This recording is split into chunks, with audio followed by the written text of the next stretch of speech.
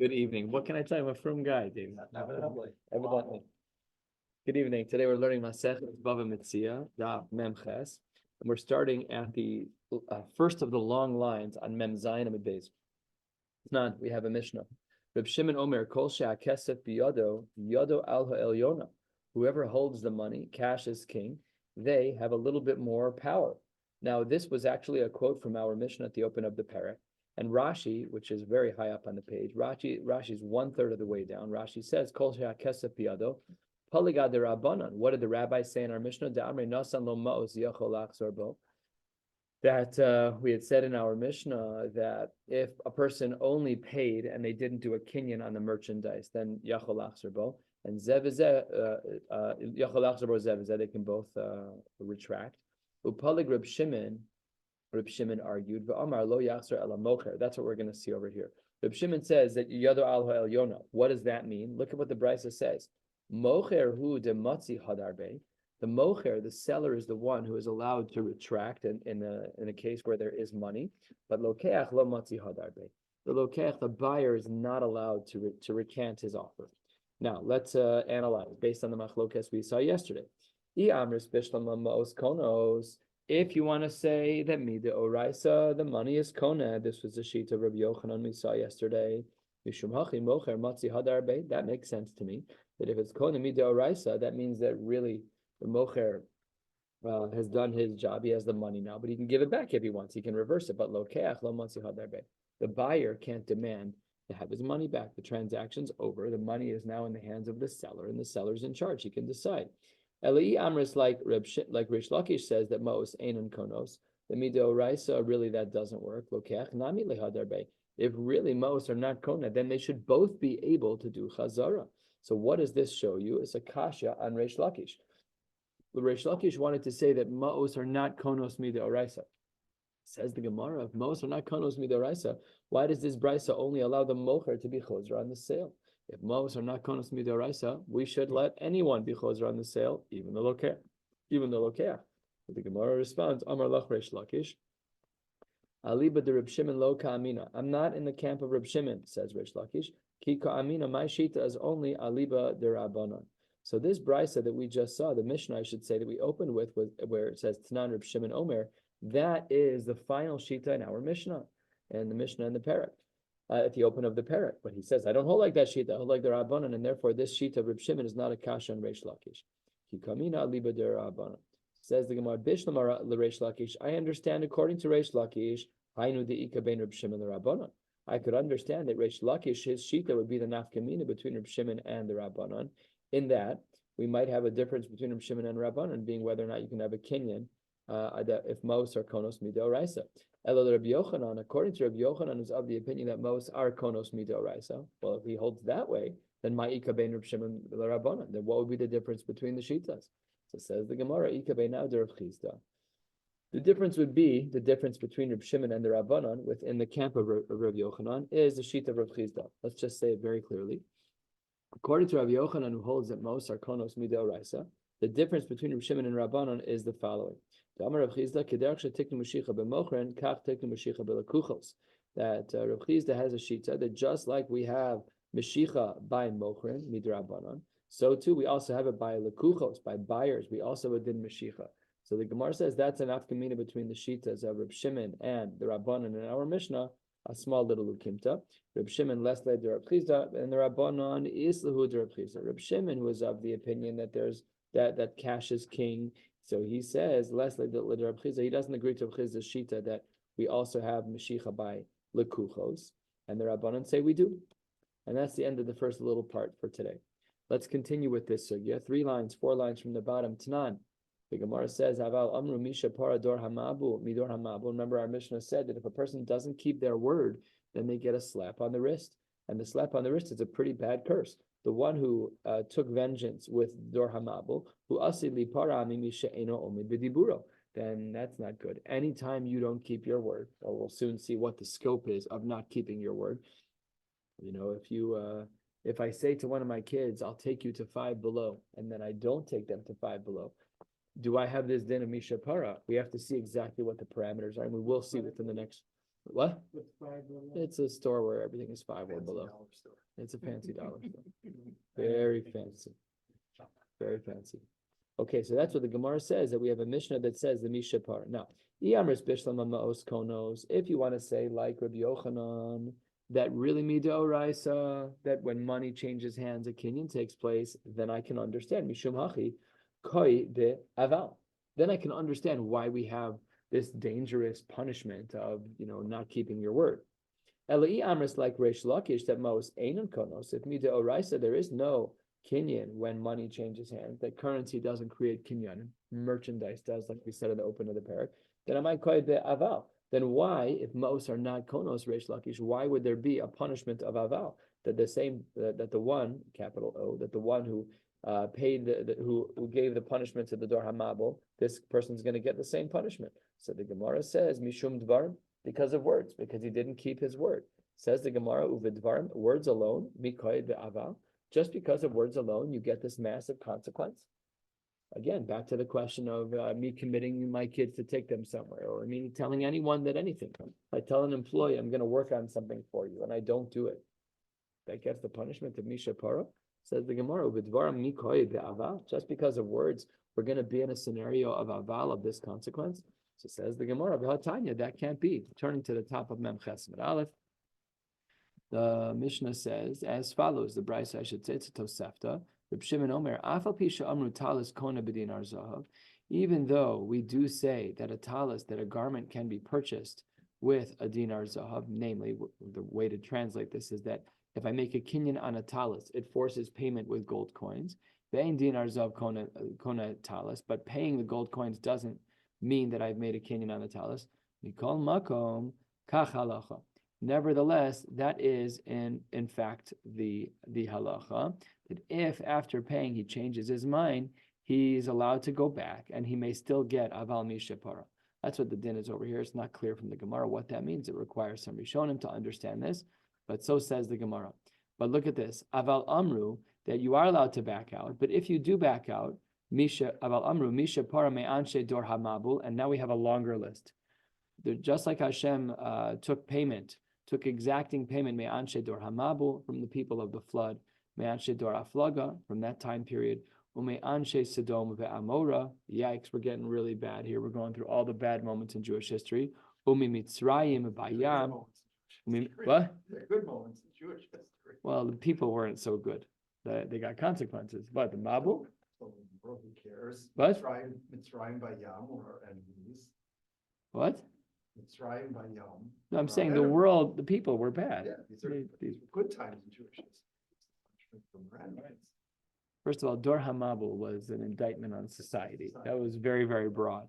Anshe Dor HaFlaga were bad people. Anshe Sodom V'Amora, these were Lot's family members. They're not Kishmat. He did move there. He picked Ayla Rasha, Ayla Shchenim. And is this Umi Mitzrim Bayam? Is it Mitzrim? Umi Mitzrim.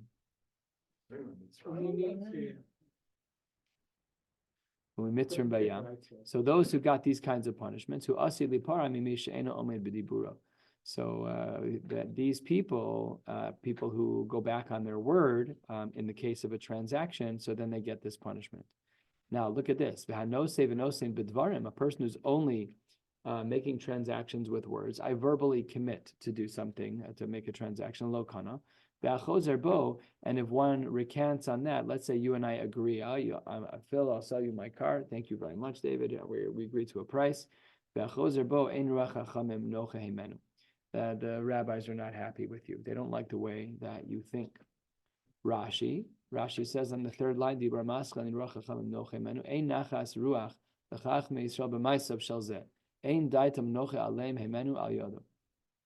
not good. The rabbis are unhappy with you. So says the Gemara, this was the Tosefta. And look at the commentary on the Gemara. What do we have when we only speak words? Remember the case of Rava that he was commenting on was and the Gemara says that's ein chachamim ein rachachamim nocheimen. What does it not say? The punishment of aval mishapara. So the Gemara says it seems that dibur alone is not enough to generate the consequence of aval mishapara. The Gemara responds 10 lines down on Memches Melach. Dvarim ve'ika behadayu ma'os kaya be'aval. When do we say you get the punishment of aval? That HaKadosh Baruch Hu gave the consequence to all those who deserve them, the Dora Mabul, the Dora Flag v'chulei. They should also punish someone who spoke words. That's when there are words plus money changing hands. And then if you back out, you get the punishment of aval. But Dvarim ve'leka behadayu ma'os, if a person says, agrees to do something, but no money changed hands, so then, lo kai be'aval. Then we don't have the punishment of aval, you don't get the curse. So says the Gemara, that's the discussions of aval, and therefore, while there is no heter for a person to do things that they shouldn't do, even if halachically it's mutter, there's a gray area in Yiddishkeit where we should try and find, it's called navel b'rshus haTorah. We've had this conversation at my table before. Is it usher to curse? American curse words. Is it usher to curse? So it's novel b'rshus haTorah. There's no pasuk in Chumash that says you can't say certain words, but you can't be misnaba l'sapeh. A person who's going to use the same mouth that you're medaber lifnei makom. You can't speak a certain way. It's beneath us to do those kinds of things. It's not right. So that's what the Gemara means. There's a gray space over here. So okay, you should not lie. You should not say I'm going to make a deal with you and back out. What punishment you get? That's a separate discussion. Consequence is different than action. The action that I choose has to be yasher. So the Gemara says over here that when it's with ma'os and dibur, so then you get the big consequence about aval mishapara. When you just say something and it doesn't, and then you back out verbally, so then ein ruach chachamim nocha himenu. A little bit of, I don't know if it's a lesser consequence. They're both bad. Amar Rava. Rava says, Kra umas nisa. We have verses in the Bible, and we have Tanaim that are Mesayele l'Reish Lakish. Let's remember, the Machlokes Reish Lakish and Rabbi Yochanan is whether or not we say Ma'os Arkonos Mida Oraisa. If I give you money, and I say, thank you so much, I'm giving you money right now. I bought a piece of corned beef from Romanian. It was ridiculously expensive. If I gave them the money, and they have yet to give me the corned beef, Mida Oraisa, is that a transaction, yes or no? Rabbi Yochanan says yes. Reish Lakish says no. We need to do a kinyan meshicha. So how do we know that Reish Lakish is right? Or at least how does Reish Lakish think he's right? So the Gemara says over here, we have a kra and we have a masnisa that help out. Here's the kra. The pasuk says dichsiv, and it's important to know where this is because it's two psukim one next to the other. This is Vayikra Hey Kaf Aleph, v'chichesh ba'amiso, v'pikadon, and obis sumes yad, ovid gazel, o ashak esamiso. So if I refuse giving something back to my friend, it's either a pikadon, or it's bisumes yad, it's a loan, ovid gazel, or something that's stolen, o ashak esamiso, or if I refrain from paying you. So that's what the pasuk reads. Let's go through them. In the case of tsumes yad, of a loan, Amar of Chizda, what was going on in the pasuk there? Kigon sheyiched lo kli lehalva aso. There I set aside a kli that would function as a halva to pay, that was used as part of the loan. And this is what I denied. No, you didn't lend me anything. Or ashak, when I didn't pay you. Amar Rav Chizda kigon sheyiched lo kli la'ashako. I was, you were oshek, you decided not to pay me, and and then there was a kli that was set aside to make that payment. So that's what the pasuk is talking about. And v'chiyahadra kra, two psukim later, when the pasuk begins to repeat itself, and it does, two psukim later, ksiv, how does the pasuk read? And let's see what's missing. V'haya ki yechtav v'asham v'heshiv es hagzela asher gazal, o es ha'oshek asher ashak, o es ha'pikadon asher hofkat. So the Gemara says, so the Gemara says, it's interesting to note, v'ilut sumes yad lo ahadre. In Vayikra Hey Kaf Aleph, it gave all the examples. In Vayikra Hey Chav Gimel, it gave all the examples except for Tzumes Yad, which was the loan. My taima, Lav Mishum de Mechasr Mashicha. It must be that the reason why that case was excluded, it must be that there's a lack of Mashicha in that case. And Ma'os are not Konos Mida Oraisa, only Mashicha is Konot. So it must be that it wasn't brought back in the pasuk to teach us about Mashicha.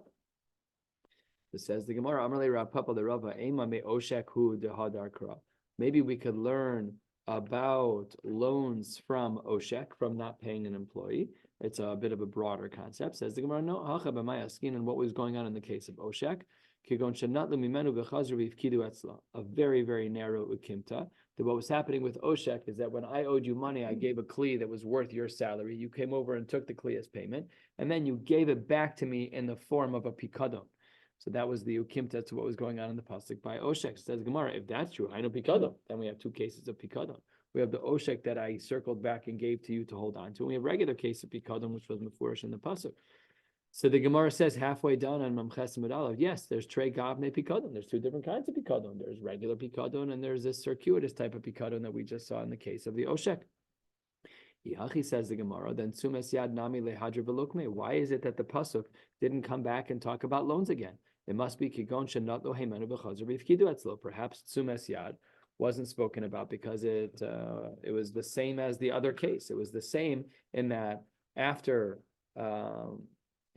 after the loan, I gave you a kli to pay you back, and then you gave it back to me to be a pikadon. Says the Gemara, look, Yahadre Kra pasuk kaf gimel in Vayikra would have brought back the words of Sumes Yad, lo tiyuvta v'lo siyata. I agree that the words would not have helped you one way or the other as it relates to Reish Lakish. But hashta delo ahadre kra misayele. Reish Lakish is still right.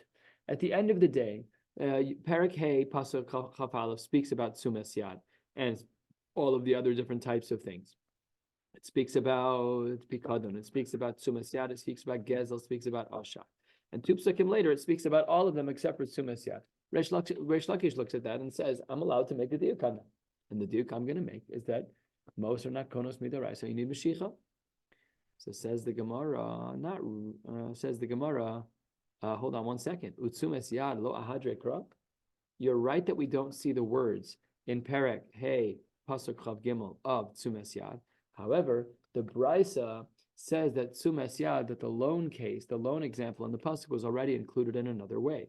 A little bit more than 2/3 of the way down on Mem Chesed Amud Aleph, the Gemara says, V'hatanya Amar of Shimon minayin litain as ha'amar lamala lamata. Look at this Brisa. How do we know that which it says above, namely in pasuk Chaf Aleph, how do we know that that's also included in the pasuk which is lamata, the pasuk below, which is pasuk Chav Gimel? Namely, how do we know that Sumes Yad, even though it's missing in the pasuk, still applies? Says the Gemara, we know this because Dichsiv Omi Kol Asher Yishava Alav L'Sheker. That's what the pasuk says. That from anything you make a shvua on, that's a lie. Amar Rav Nachman, Amar Rabba Baravua, Amar Rav LeRabos Sumes Yad LeYishavon. It basically is an explicit inclusion back into the pasuk of Chav Gimel of Sumes Yad.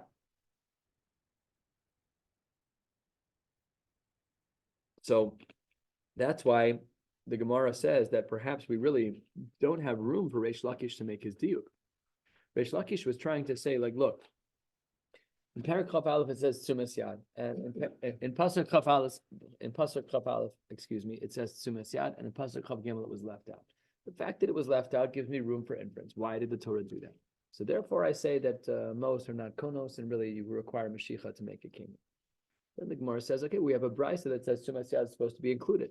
The Gemara is like, I know, but at the end of the day, Tzumas Yad still wasn't in Pasuk Chav Gimel. Well, a brisa, not a brisa. The Torah is very specific. If the Torah is going to leave out the words and the brisa wants to come back and include it, you don't get to edit the Chumash. The Chumash stays. Okay, your brisa says what it says, but Reish Lakish says at the end of the day, it doesn't matter. Behedja miha lo ahadre kra. Even if the brisa does include it halachically, but the fact that the pasuk excluded it the second time in Perek Hey, pasuk Chav Gimel, means that there is room to make a diuk. That's Mari Makom number 1, granted in a very sophisticated way. This shows us that Reish Lakish has a pasuk behind him, the pasuk of Akichesh Ba'ami, so followed by the pasuk two psukim later, to show us that most are not konos midoraisa. Then the Gemara says, Mas nisa minolad. How do we know that there's a brisa that supports the shita of Reish Lakish, that most are not konos, and that we require Mashiach to make a kinyan? Titania, because the brisa writes. And it seems over here that there's a text correction, that really, this is the Tnan. This is actually a Mishnah from Maseches Me'ila. We'll get there in about 2.5 years or so. Says the Gemara Ditnan, Nasna lebalon. Let's say that I have money that's hektish money, and I'm not really supposed to be spending hektish money. When I misappropriate hektish funds, that's called Me'ila. That's what the whole Masechta Me'ila is about. So over here, I take these funds and I give them to the Baalan. I give them to the guy who stands at the door of the bathhouse. The halacha is the second I transfer hands, ma'al. That's the din. I violated Me'ila the second I give you the money. The Amar Rav says on this Mishnah, Dafka balan hu delo mechasr mashicha. When it comes to the balan, the only thing that needs to happen is that you need to give him money and he lets you in. There's no other activity that the guy at the door, he's a bouncer effectively, right? That's it. That's the only thing that happens. When you go into Torsky's mikvah, there's a key fob, there's a credit card machine. You want to get in, you got to pay. No one has to help you once you're inside. You're done. So by a balan, when you go into a bathhouse, it's easy. You pay and you're done. Therefore, the function of giving over the money was the entire interaction with the building, and therefore you're chayav me'ila right away. But that's only true by a balan where there's no other activities to be done. Aval midi acharisa de mechasr mashicha lo mal ad mashiach. But let's say, for example, says the Gemara, let's say I'm doing an action where yes, I pay you, but then there's something you have to give me in return. We're going to see an example of a haircut. I have to give you money. I'm going to pay you, and then you're going to give me a haircut. So I pay you, no me'ila yet. The second you pick up some scissors, me'ila. It's different. It's different because one person, the whole action is giving money, and the other person is I give you money, and then you have to do an action. So therefore, says the Gemara, that's how we actually have a brisa just like this. Nosna l'sapar ma'al, says the Gemara, wait 1 second. We have a brisa that argues with what Rav just said. Rav just said that when there's an action that follows the payment, then the me'ila happens after the action takes place. Says the Gemara, but it says nosna l'sapar ma'al. Oh, Rav, that can't be right. Because if I give money to a sapar, to a guy giving haircuts, then it is me'ila right away. The sapar, I don't pay for my haircut and then have him not cut my hair. The guy's got to pick up the scissors. So when he picks up the scissors, that's when my me'ila should kick in. So what do we do with the brisa?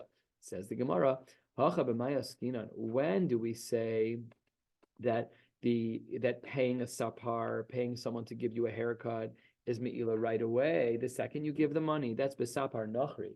That's only when the sapar is a goy. You go to Supercuts, you go somewhere where the guy is a goy. I get my haircuts by non-Jews. I go to Michael's, everyone's a Syrian. So they're all good. The lav bar mashicha. Very interesting. When we make kinyanim with a goy, it's not the Torah mashicha. The kinyanim by Yidden is not the kinyanim by it is by goy. So we have the brisa. The brisa says that when I have hektish money and I give it to the guy giving a haircut, and he's not a bar mashicha, so there the me'ila happens instantly. But by a Yid, it's not that way. And Tanya Nami Hachi, we have a brisa that supports this idea. Nasna l'sapar o l'sapan.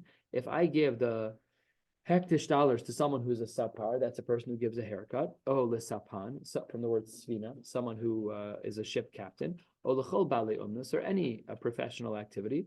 Lo ma'al ad demashach. So what we see over here is that we have a stira. These two brises don't make sense. Kasha hadade elalav shmamina kan b'sapar nachri kan b'sapar yisrael shmamina. So the brisa very, very clearly articulates this distinction that when we have me'ila, it's only by a yid. And then this is how it would work. Let me say that again. That was not a clear sentence. Let's say I pay a goy for a haircut. That's me'ila right away. But if I pay a yid for a haircut, it's not me'ila yet because he's a bar mashicha.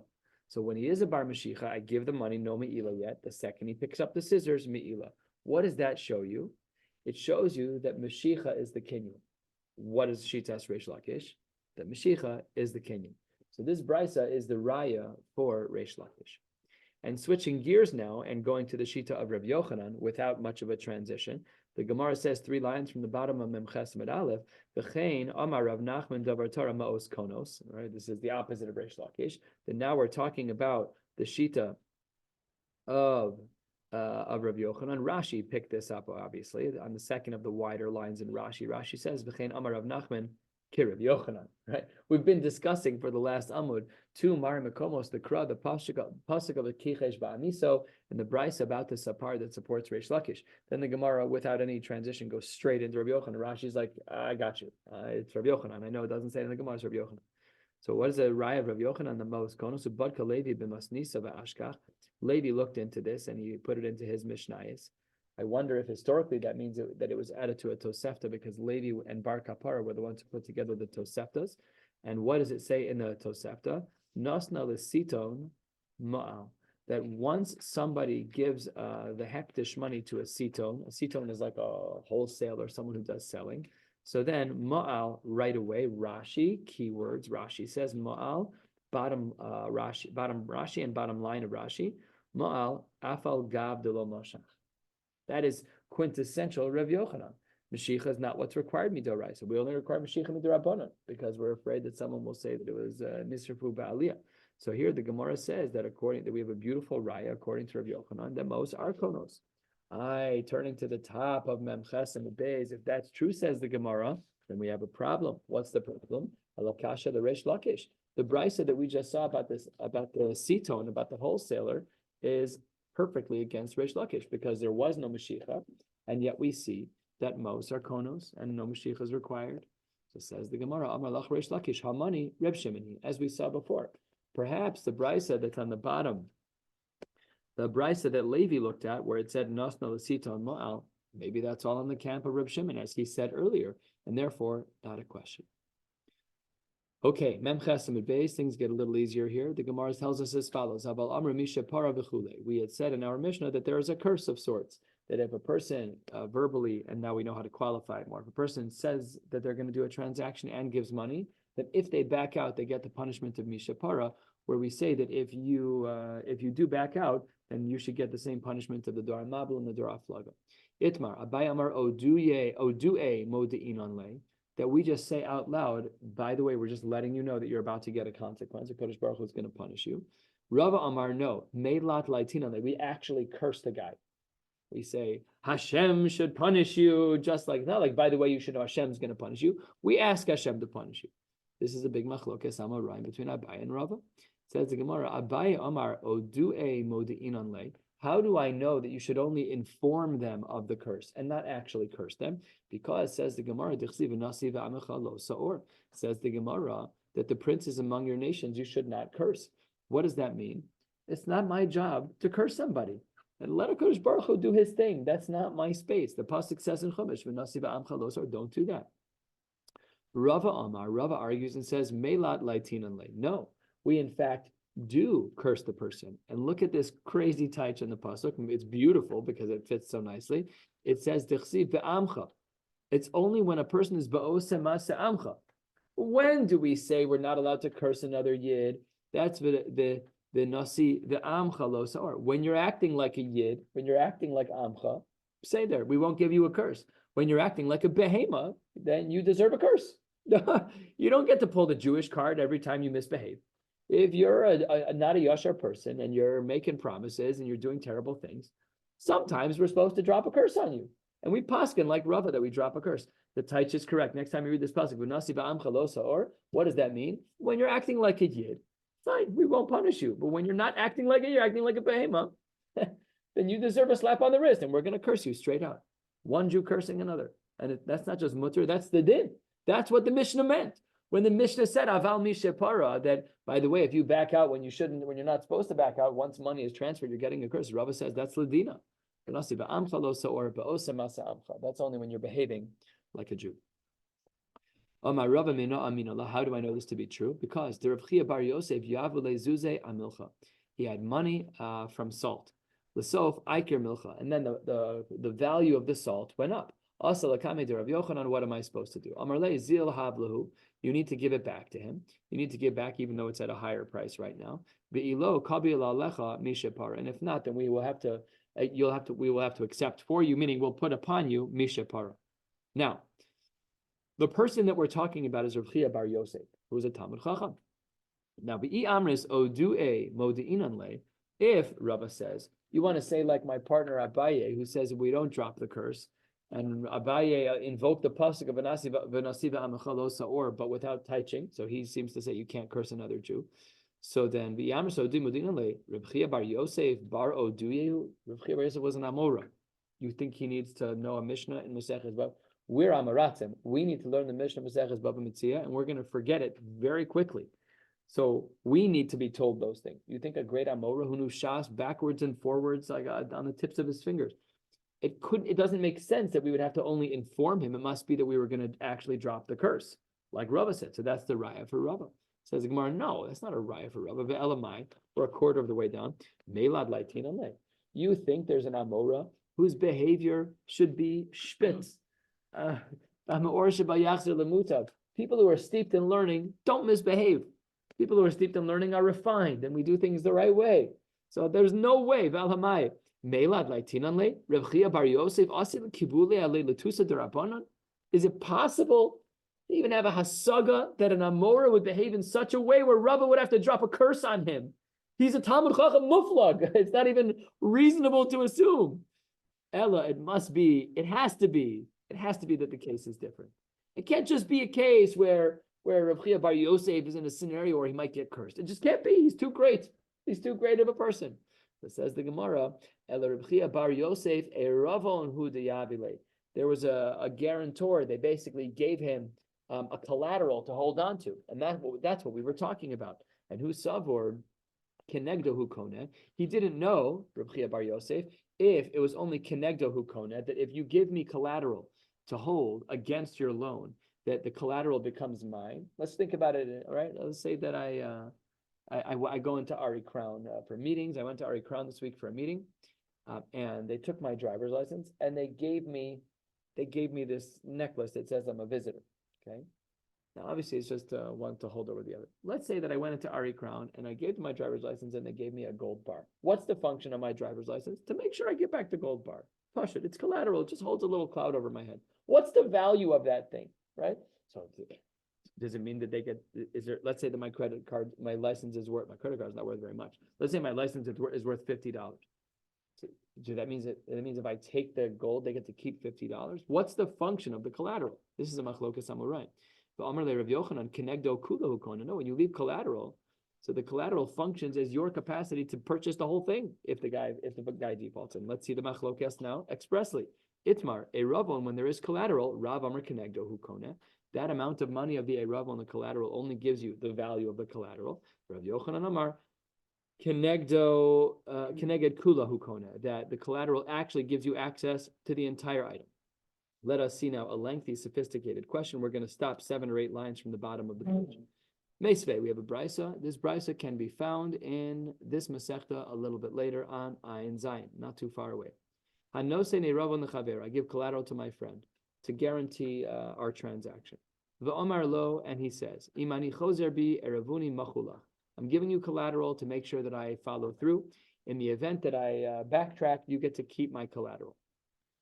V'hala amar lo, and the other guy says, Imani echzor bi, if I recant, echpo lecha ervoncha, then I'll double your collateral. If your collateral is 50, I'll make it 100. Halacha is niskaimu hatnaim. According to Rabbi Yossi, Divi Rabbi Yossi, these Tanaim are allowed to be kept.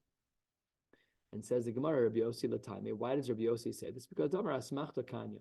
This is a big sugya, which should be found in many places throughout Shas. We've already seen this already. That Asmachta Kanya says Rashi over here, a third of the way down in the Rashis. Very important Rashi. Rashi says Asmachta Kanya. Havtachas Guzma Sha'adam Avtiach Lechavero. If I make an exaggerative promise to you, my friend, in our transactions, lismoch alav she'im lo yekayim tanao yitein kach v'kach. If I make a guzma, an exaggerative claim, an exaggerative condition, the halacha is in the name of Rabbi Yossi, it works. If I say flippantly, if I don't follow through, I'm paying you 5 times the collateral. That is binding. Got to be careful. In Rabbi Yossi land, there is no exaggerative stuff that's just, random words. It actually matters. Yeah, this is verbal. That's what it seems, at least. Yeah. No, all your exaggerations are out the window. We only care about the value of the collateral. Nothing above the collateral from a verbal perspective matters. Amar Reb Shimon ben Gamliel b'med dvarim amurim. When is this true? Only bisman she'amar lo ervuni yakun.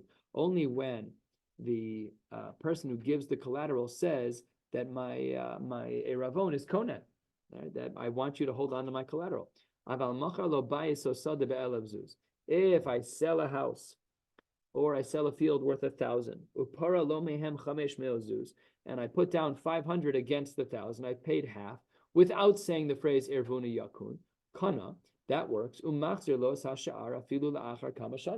then if I give you 500, so then I own the whole property. I just have to pay back the next 500, even if it takes a long time. My love, says the Gemara, 12 lines or so from the bottom, who adin the metaltalin, that maybe this applies by even, forget about land, because the example in the Brisa was talking about land. Maybe this should also apply to metaltalin, to movable objects.